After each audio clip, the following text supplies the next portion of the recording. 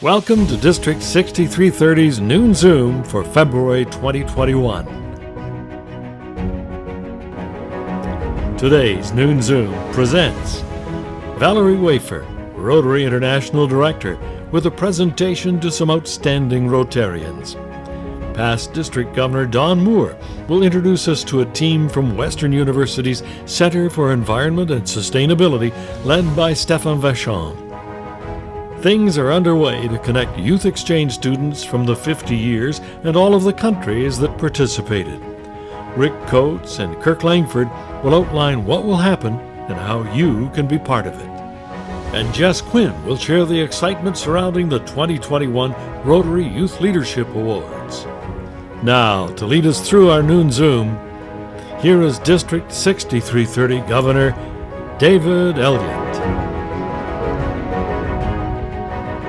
Good afternoon, everybody, and welcome to our February Noon Zoom. A little cooler than normal, but we're all here, all warm inside and enjoying another Rotary Noon Zoom. We've got a full agenda today, as Jim has outlined, and a lot of great speakers. But I want to first recognize a few people who have generously donated to our foundation by consistently doing it over the years. And we've invited a good friend, Valarie Wafer, who, as a zone director, has probably been in our district more often than any other zone director in the past because of COVID, which is wonderful. Valarie, we're really happy to have you with us. You're more than just a director; you're a friend of this district, and we really appreciate you being here. And we also want to congratulate you on being the Vice President of Rotary International for the upcoming year, 2021-2022. Congratulations, Valarie, and take it away. Thank you so much, District Governor David. And it's great to be with, as David said, my friends in District 6330. I neighbor your district, so it's wonderful to be with you today. Thank you so much for giving me the honor and allowing me to be with you today to recognize our new major donors from District 6330. And so I'd like to get started and recognize these new inductees into our major donor level 1. First, I'd like to recognize Nelson Dolly and Daphne Wilkinson from the Hanover Rotary Club. Congratulations. And now invite you to say a few words, if you will. We didn't know that was part of the script. But yes, as David had mentioned, it does creep up on you. I guess being in Rotary for 20 years, it's pretty hard not to all of a sudden reach that with such a great foundation that Rotary has. And thanks very much. Well, thank you for your consistent giving. As you say, it does add up, but it's your commitment to our foundation. So thank you so much. I'd now like to recognize President Catherine and Tom Buckley from the Northern Bruce Peninsula Rotary Club. And we'd love to hear a few words from you, President Catherine. Oh, well, in 2010, decided to make Rotary Foundation a charity of choice. But I knew, having a young family and working and everything, and bills to pay, of course, that I didn't have $1,000 I could send every month. So I decided to do it on a monthly basis. And here we are 10 years later. And my husband, Tom, joined Rotary, and he made a donation. And now we're here together as major donors. So thank you very much for the opportunity to say something. Well, thank you, President Catherine and Tom, for your support as a newer Rotarian. So thank you so much. And now it's my honor to recognize Randy Ivy from the Rotary Club of Grand Bend. And it'd be great to hear from you, Randy. Well, thank you, Valarie. It's very, very nice to meet you. I just feel very fortunate that I've been able to give and to donate to the Rotary Foundation. And it's just become part of my life as I know it. And I know it makes such a difference, not only to our community, but to the world. So thank you for enabling us to do it. Well, I'd like to thank each of you, but I'd like to thank everyone on this Zoom call today, because we and you understand the importance of giving to our foundation. And we know that gifts, large and small, and we've heard that today, how they can add up to make a huge difference in people's lives. And we know that your funds reach those in need. They help to educate children, spread peace in the world, and save lives of mothers and children. And as we know, in this world we're living in right now, our communities need us more now than ever. And, you know, one of the things that really become evident to me is that what we do every day as Rotarians is not normal. It's incredibly transformational. And many of us have been able to see the results of our giving through our local projects and grants that we support, like helping to build accessible playgrounds, the literacy programs that we do, and certainly the support during COVID with food stability, personal protective distribution, and economic support for small businesses. And I know that, like myself, many of you have also had an opportunity to visit some of the global projects that we support, such as water wells in Haiti and disaster response funds in Beirut, and giving those critical polio drops to children so that they will never be paralyzed. So personally, I too give on a monthly basis, and I belong to the Paul Harris Society, and I choose to give my donations to the annual fund because I know that our donations come back to us in our districts to allow us to make a difference every single day. So thank you so much for your donations. Please continue to support the foundation. And again, congratulations to our major donors, and thank you for inviting me to be with you today.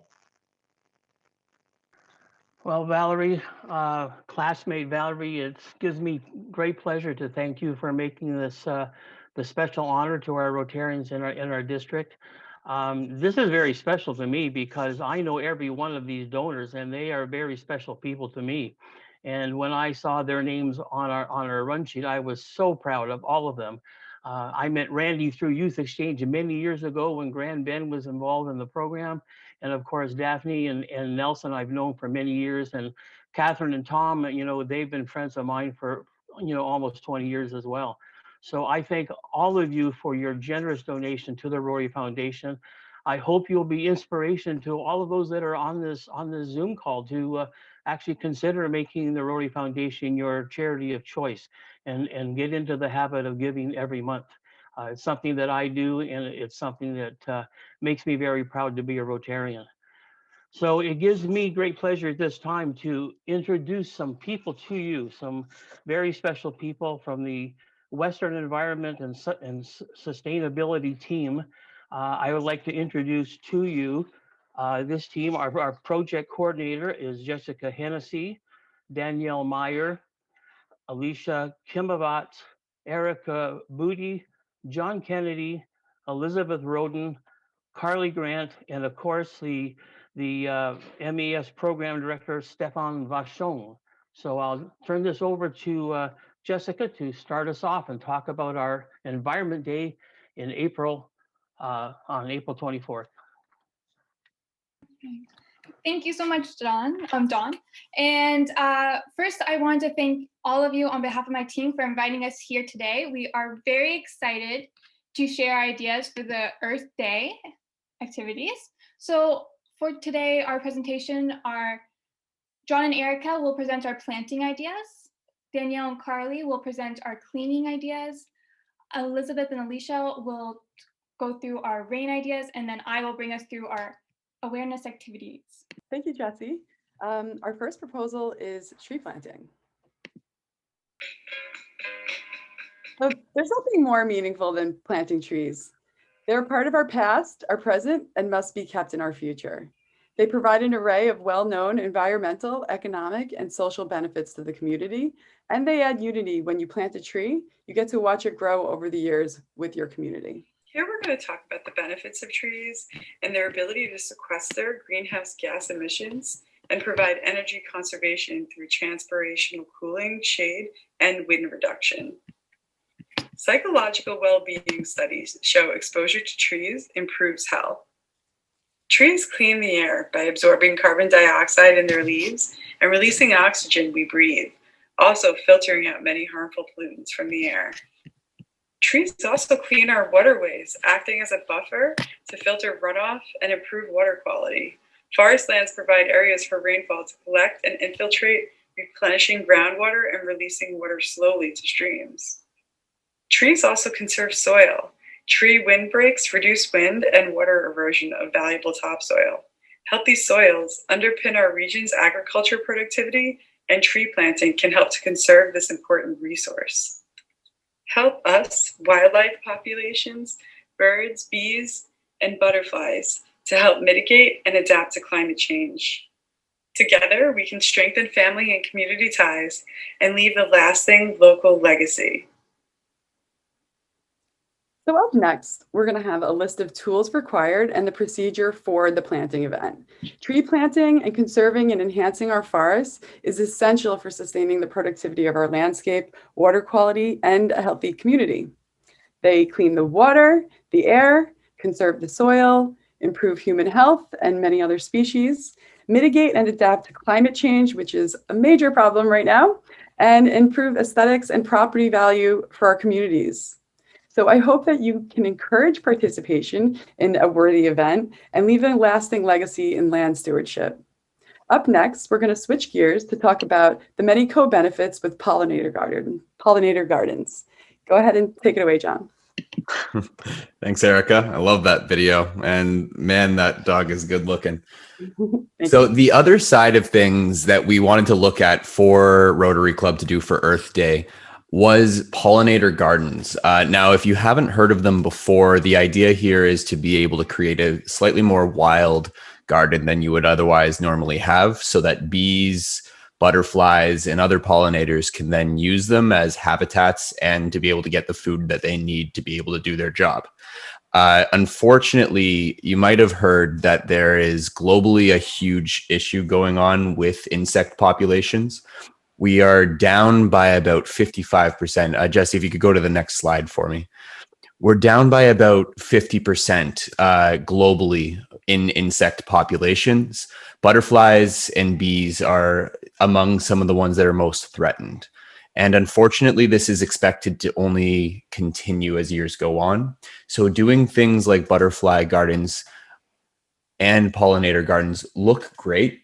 And they're very, very easy to do. It's no different than in planting any other plants. And we have tons of lists available for you guys to make sure that you're using the right plant species that are easily accessible at any garden center. Now, I'm actually it's a great idea, but we have a ton of other ones that we want to be able to go over as well. So I'm going to be able to pass it over to Danielle now, who will go over the next one. Great. So the next category of events is Clean It, which includes waste cleanups and invasive species cleanups. So waste cleanups are events that are very straightforward, with a goal to clean up waste in local public spaces while educating members on proper waste disposal, as well as the harms of single-use plastic items and microplastics. So this is an event that has low material cost, can be completed in a variety of natural area types, is family friendly, and can accommodate a group of any size. The results of these events are instant and very rewarding. So if the cleanup is completed on an area of shoreline, the cleanup can be registered with the Great Canadian Shoreline Cleanup, which is run by Oceanwise Canada and the World Wildlife Fund. So this will allow all participants to become citizen scientists for the day and contribute to this large effort to collect essential data on Canadian shoreline waste, which is pretty awesome. The next activity we have established is an invasive species plant cleanup. The goal of this is to remove invasive plant species in public areas or your own backyard and replace them with plants native to your region while raising awareness about the environmental impacts of invasive species. Invasive species are detrimental to the environment because they spread rapidly due to a lack of native competitors, and they use up resources that are essential for native species to survive. A typical cleanup could last between 2 and 6 hours and is a family-friendly activity that would be accessible to anyone who has the ability to partake in gardening. The activity would improve the health of ecosystems in your local area and letting native wildlife thrive. The next activity we have is to introduce the rain gardens. Basically, the idea of rain gardens is to soak up water from spaces and to build wildlife homes. Having that soak up the water within 48 hours makes the area mosquito-free, and it's also on a cheaper scale of also building a basic landscaping. When they absorb that water, it recharges the groundwater below, which means it helps with less flooding and less erosion.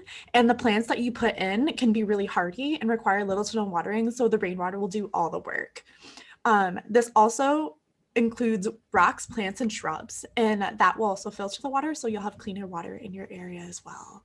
It's an easy and sustainable way to prevent pollution from entering our waterways and to make something pretty to look at. And for our awareness activities, our first set of ideas are low cost and low complexity. So the first one is earth balls, and the goal of this is to help our pollinators again. We'll do this by rolling wildflower and herb seeds into a liquefied paper mash that will later be released once the risk of frost has vanished. And you can expect this to cost about 40 cents per participant and take about an hour. The second one is nature activities, and the idea here is to swap out some of our plastic-made art supplies for nature-based crafts. And on our one-page summaries, we've outlined 7 different ideas, but the goal here is just to have fun and be creative with it. And this activity will range anywhere from free to $1 per participant and will last about an hour to an hour and a half. And then for our second set of awareness activity ideas, they're a little bit more complex and to organize and will cost a little bit more, but a movie or documentary night with vegan snacks, the goal here is to raise awareness to an environmental issue and expose new, healthier, and plastic-free snack ideas.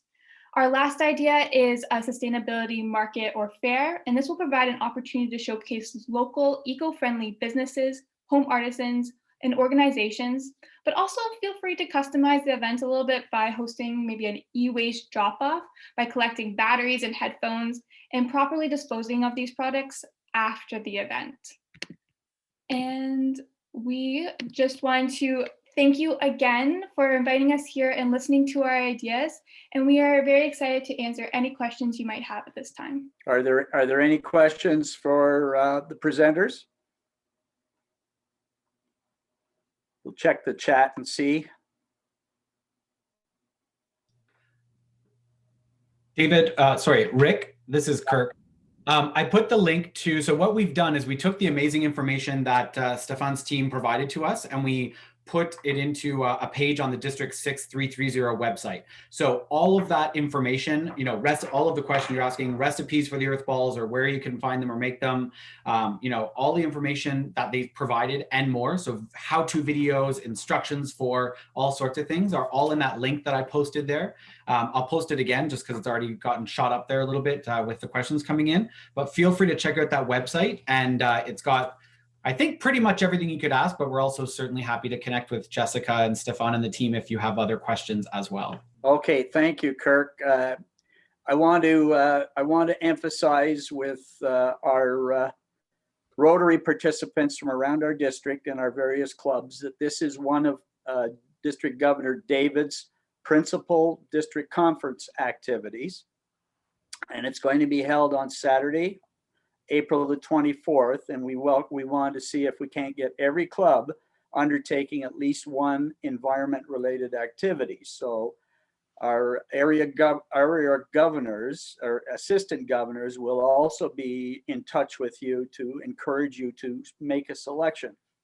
Now it's my pleasure to thank Jessica and her team, Erica Booty, John Kennedy, Alicia Kimavat,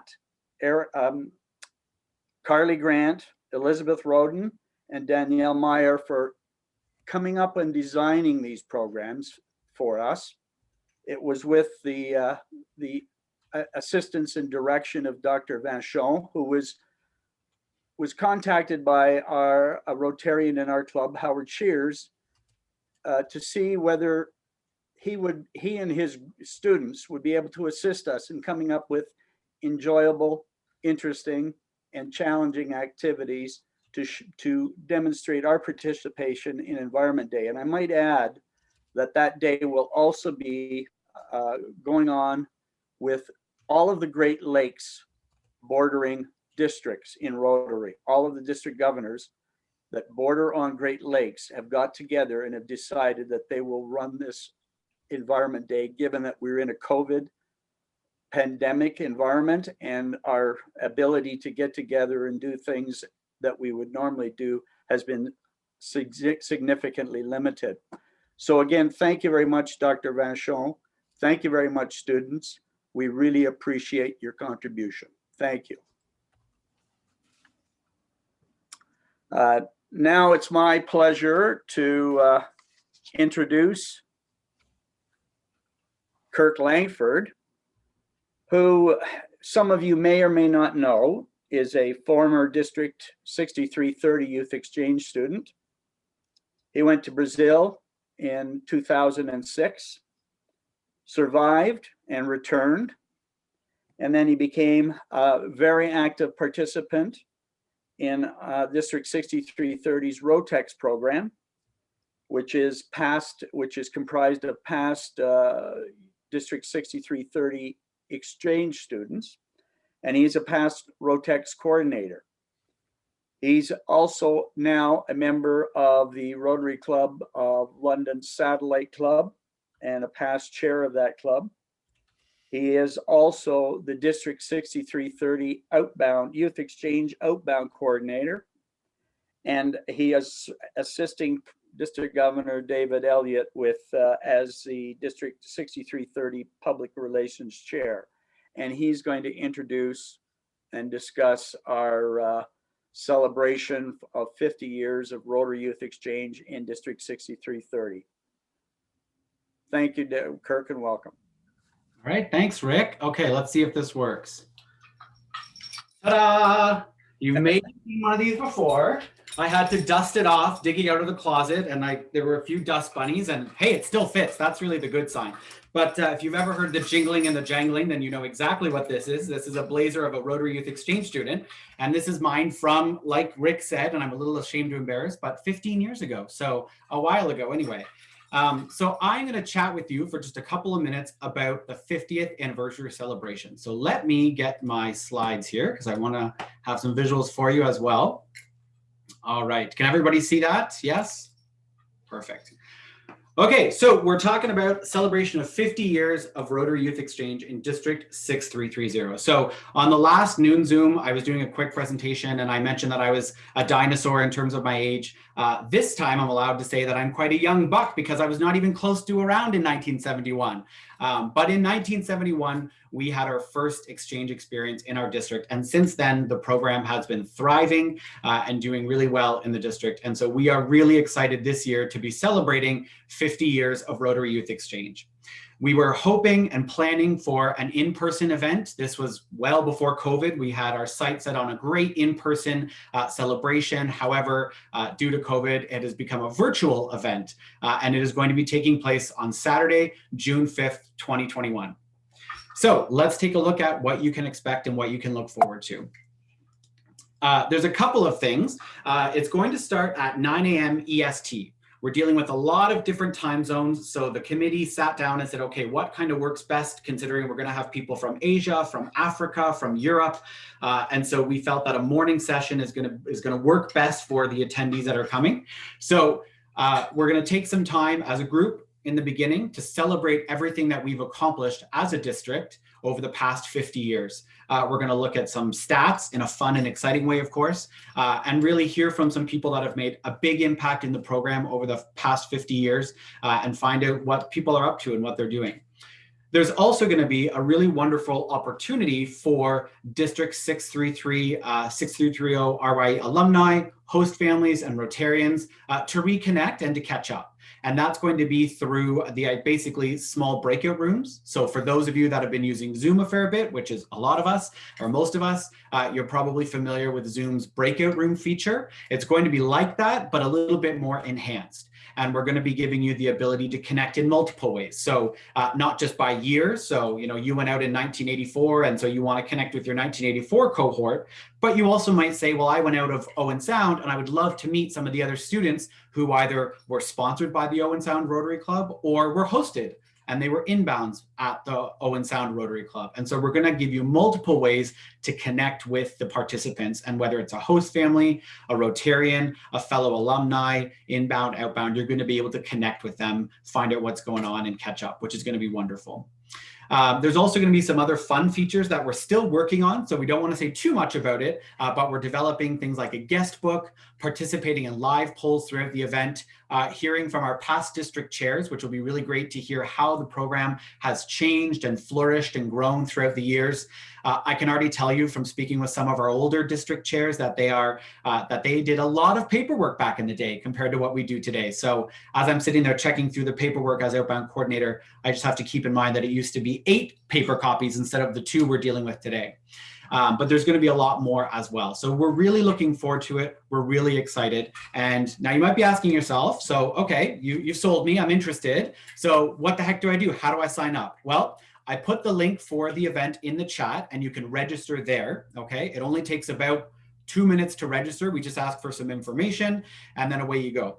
At this time, we're not sending out links or anything like that in terms of joining the meeting because we don't want it to get buried in your inbox. So when you register, don't worry that, oh, I didn't get an email or I didn't get a link. That is going to come closer to the date, okay? We're still working on platforms and other aspects of the event. So we're a little bit early to be sending out any links, but we want to make sure people get registered so that they don't miss out on exciting information and of course being part of the event. So the emails and the normal stuff that come with those online events, they will come. But for the time being, what we really want to emphasize is if you're interested in attending, register right away. Don't wait. Another thing I remember from wearing my Rotary blazer is that there's constantly things dinging and banging, but also constantly things falling. So you always have to look out on the floor after that you don't step on one of your pins that may have fallen off. And I think that may have just happened. So we'll see. So we also are looking for your help. As you can imagine, over 50 years, there's a lot of exchange students, and especially when it's a worldwide international program, they're all over the place. And that's not just our inbounds, that's our outbounds too. They've moved all over the world as well. And so some of them are a little bit hard to track. So we need your help finding everybody that we can who we think will want to participate in this event. So we're asking you to do a couple of things to help us with that. The very first one is to send or forward the registration link, which is in the chat. Some of you may have also received an email with that information, and it was also included, I believe, in the last edition of the Bridge, and I'm sure we can send it in future editions of the Bridge as well. So if you can forward that information via email to friends and family that have been involved in the program here in the district, alumni, maybe you've hosted some of them, we would really appreciate it.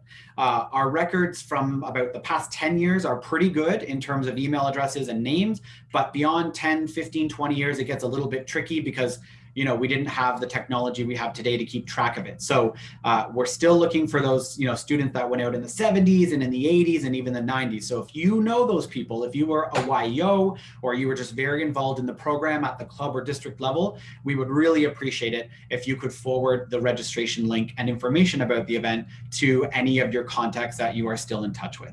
Okay. The second one is we've been posting a fair bit on Facebook. So we've done it through the district Facebook group, as well as a number of exchange Facebook groups out there.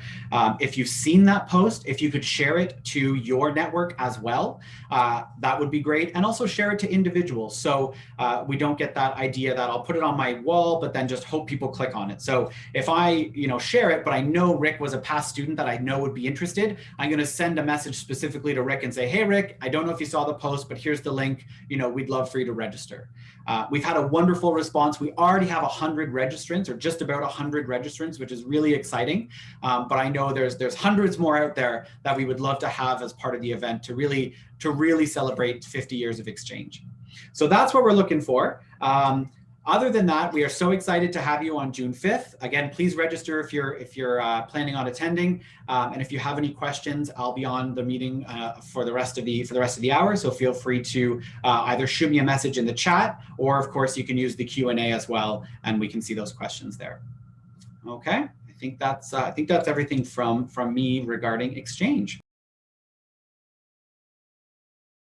So now you'll have to excuse me for a hot second because I have to do a quick costume change. We're switching from youth exchange, there we go, to RYLA, Seminar for Tomorrow's Leaders. So I'm going to stop sharing my screen here, okay? And I'm very excited to introduce Jess Quinn. Jess Quinn is actually a Rotary Youth Exchange alumni from our district, She went to South Korea in 2010.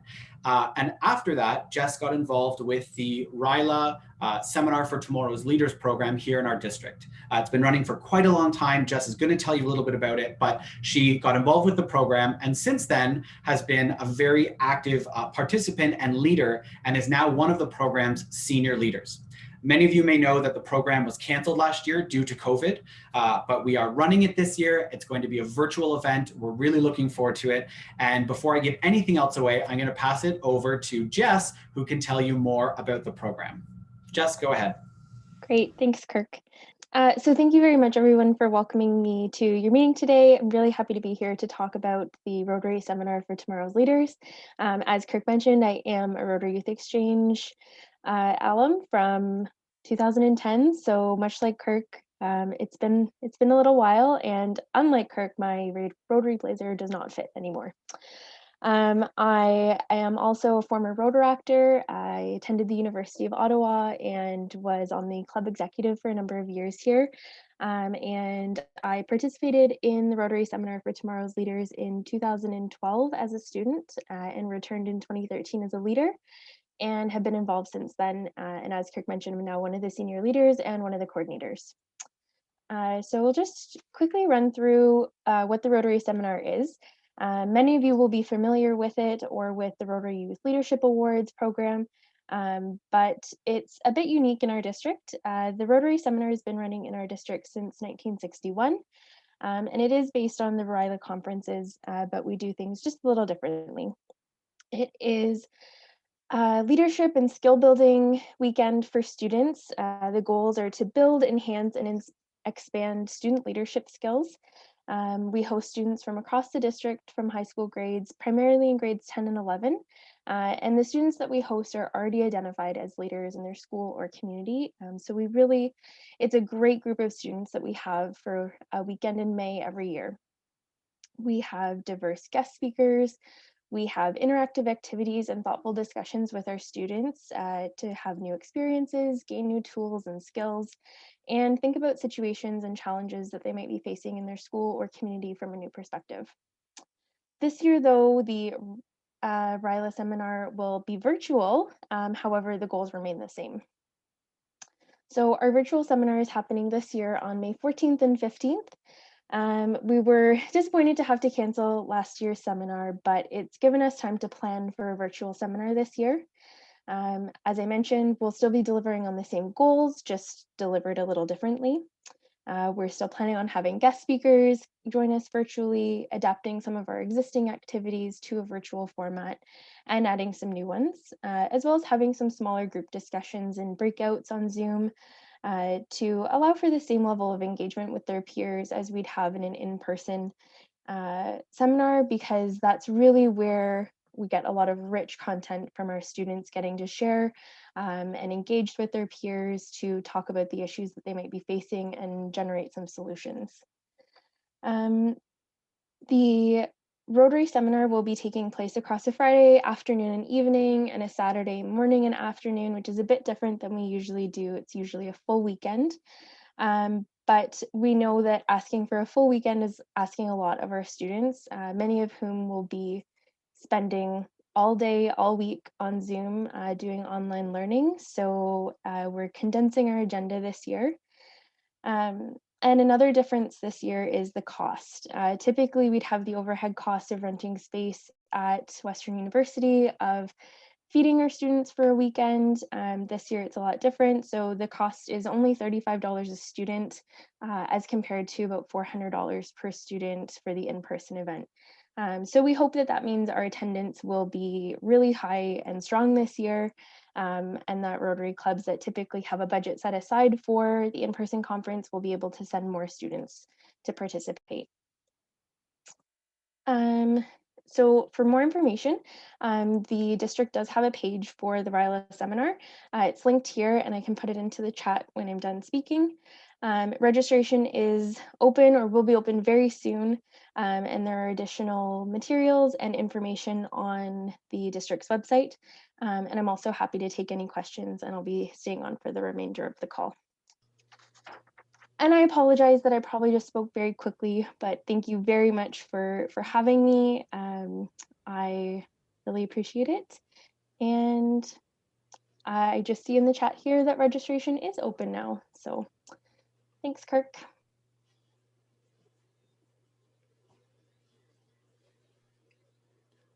Well, thanks, Jess, and thanks to all of our speakers. Now we have a fair bit of time for question and answer. So if there are questions, do put them up in the Q&A site. There was one question from Tanya Wolf. Will there be a maximum number of attendees? And at the numbers that were mentioned, clubs should be able to send many. So can somebody respond to that? I think that question is directed to the RYLA. Yes. So Jim, we're aiming for 100 to 120 participants. That's 2 per club. In the past, we have had several clubs that send multiple students, but we have had other clubs that either don't send any at all. So we're kind of aiming low, I guess, since it is our first year doing it virtually at 100 to 120. If we, zoom past that and we end up with 100, zoom, no pun intended, past that and end up with 150 or 200, I mean, the more the merrier, and we'll kind of cross that bridge when we get there happily. So yeah, if you're thinking, every year our club budgets, a couple $100 for this because we normally expect to pay 400. So you're saying to yourself, well, let's send, that same amount worth of students, bring them on. We would love to have lots of participants. So we'll happily accept them. Right. I see that some of the questions that have come in regarding our Environment Day have been answered on the Q&A. People have jumped in with those answers. Here's another question. We usually have conflicts in our school district with advanced placement class tests, which allow students to get college classes waived because they're the same weekend. Do you say we can send a 10th grader? That may help. And that again is RYLA, I think, Kurt and Jessica. Yep, there isn't an issue with sending a 10th grader. Yeah, that's no problem. If there are specific, time conflicts or something, you can always let us know when the candidate registers and when you register for your club.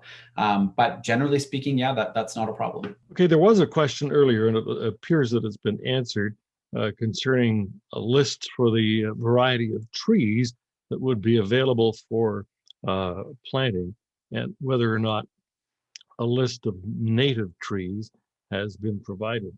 Now, I didn't see the answer go up, but perhaps someone would like to jump in with a response to that, just so that everybody can see it. Stefan. Yeah, well, building a list is not a problem. We can certainly do that easily. I don't see any problem for doing this.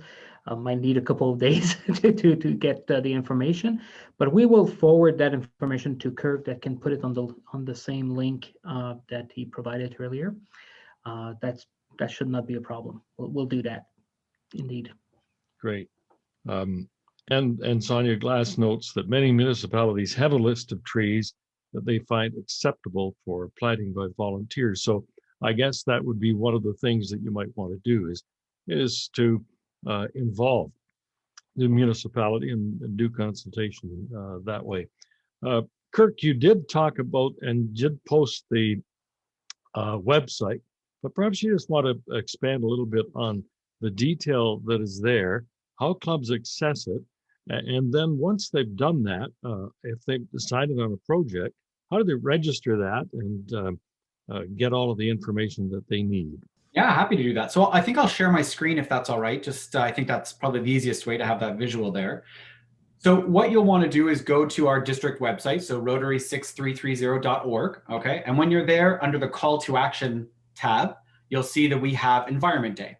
So if you click Environment Day, all of the different projects that the group spoke about earlier are listed there.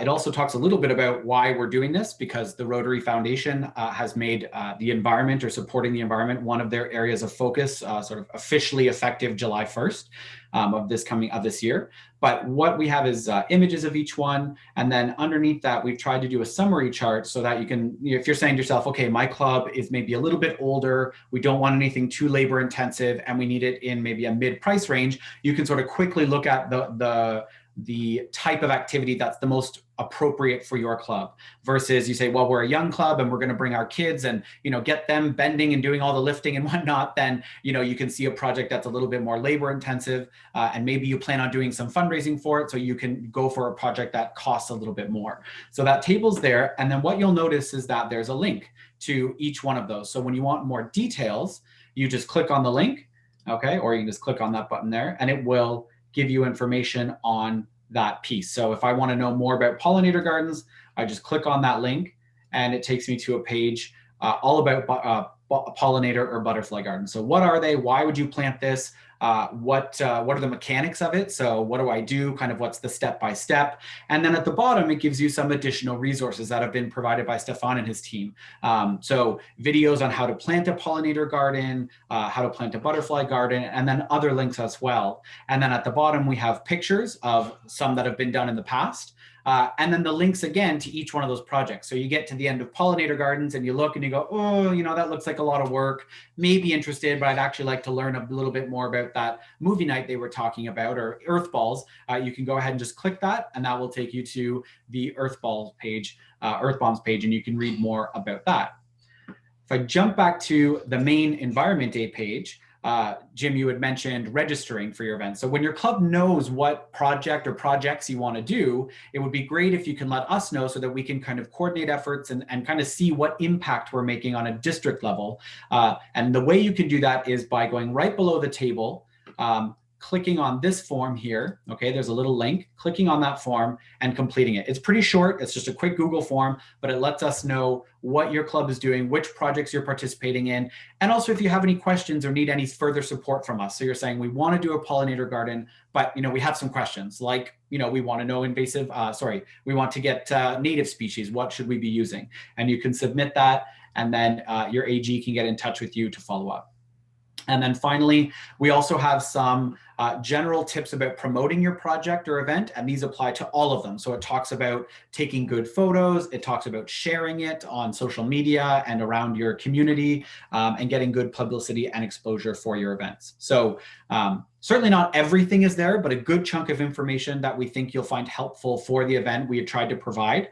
And if you have any questions, at the bottom, you can contact rotary6330@gmail.com, and we will be able to connect with you and answer whatever questions you may have.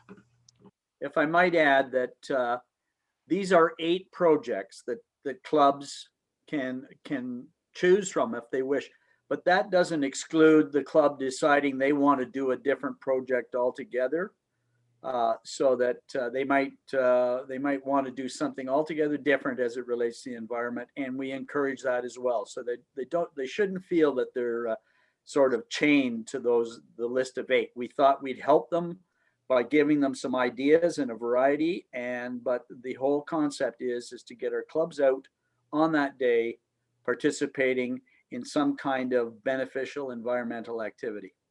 I thought perhaps because we do have some time, Rick and David, that we might just call on Stefan to give us a picture of what impact will we be making if the clubs undertake some of these projects. What difference does it make? Well, it depends on the project, obviously, so we'll have more impact than others. I'm not sure if Jessica's still on the call here. And she is. Yes, there we go. Would you be comfortable to address this question, Jessica? Yeah, absolutely. So as Erica pointed out, tree planting can help with erosion control and helping absorb more water.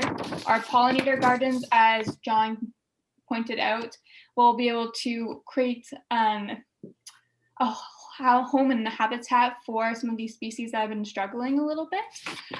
And then our waste cleanup, will help our waterways. Our waterways are becoming more and more polluted. Just be able to be cleaned up and raise awareness, especially to our members, about littering and making sure that we're recycling properly. Invasive species cleanup, as Carly mentioned, it will really make sure that our native plants are growing where they need to be growing, because these invasive species don't really have their natural predators, and our native plants don't really have the protective barriers to protect against them. And it will also raise awareness. A lot of these ideas are to become more aware as group members and community members of what kind of issues are going on. Rain gardens will probably have a larger impact because they combine a lot of different projects. This one can support biodiversity, recharge our groundwater, and the point of the rain garden is it gets rid of that pollutants before it goes into our groundwater storage. When the water comes off the road, it might have oils or pollutants that would pollute our groundwater. So this makes sure it's clean before it goes there. And then the awareness activities are really something a little bit more family-friendly focused that will be able to be welcome for anyone, for all accessibility types to all age ranges. Something that gets us talking about these ideas in our community and something to have a lot of fun with. All these activities are fairly simple, and we would love to help you with any questions or concerns that you guys have and really make this a really fun Earth Day. So there's good reason to be excited about doing some of these things. Yeah, it's going to be a lot of fun. I'm so excited to see your journey through this. And we'll make a difference to our planet overall. Right now, we have something that's not related to what we're talking about in terms of the environment, but does get back to our very first guests and the foundation. And Jamie Pohl has been in touch with us and is on the line now, or at least on the line. That's what it seems like, but he's on the program. So Jamie, you have something you'd like to share with us. Oh, thank you very, very much, Jim. This is certainly an old home meeting for me because I remember back when we were District 630, my wife and I in the late 70s hosted one of those exchange students, actually in the 70s. I used to be the chairman of the Seminar for Tomorrow's Leaders, so I'm very familiar with that, and it's a wonderful seminar. And when we talk about major donors, I'd like to congratulate my fellow major donors today and remind everyone that the Paul Harris Society is becoming very successful in our district. We now have hit for the first time 80 members of the Paul Harris Society, and that is a great way to work as a member of the Paul Harris Society and become a major donor, which is very important to the Rotary International Foundation. So I'd like everybody to think about joining the Paul Harris Society. If you could work towards being a major donor, it'd be just absolutely wonderful. My contact information is on the district website. Thanks for working me in, Jim. All right. Well, we have a fair bit of time, and I'm going to turn it back to David. But before I do, there was a comment on the chat line that says, thanks to all the presenters for their time and important information for the good of Rotary and our communities near and far. And I'm sure that David will want to echo that. David, we've taken in a great deal of information, and we turn it back to you now. Thank you very much, Jim, and thank you to all the presenters.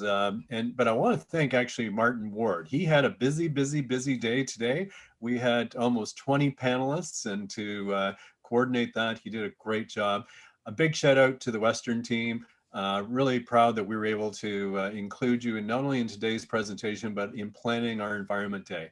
I think Kirk has done a great job with your help of pulling together a very informative opportunity for everybody to be involved. I saw one question come up on the Q&A. What happens if we want to do this on our own personal property? As Rick Coates said, you can do whatever you want. And I think on our own personal properties, creating and improving our environment is a great way to start. So again, congratulations to our major donors. And thanks, Jamie, for coming in and reinforcing the importance of the Paul Harris Society. And we're so excited, even though we were disappointed not being able to do an in-person reunion, because we knew that if we did an in-person reunion with Youth Exchange, it was going to be pretty loud and it was going to be a lot of fun. But we think this virtual conference would be a lot of fun. And we really encourage you to make sure that if you have contacts that were part of Youth Exchange, were parents of Youth Exchange, were host parents, whatever connection they have, the belief they love of Youth Exchange, please ask them, even if they're not in our district, please ask them to be part of our celebration. It's a celebration that's open to everybody. And so on behalf of all the panelists today and on behalf of all the attendees, thank you for everything you do for for Rotary, and have a great day.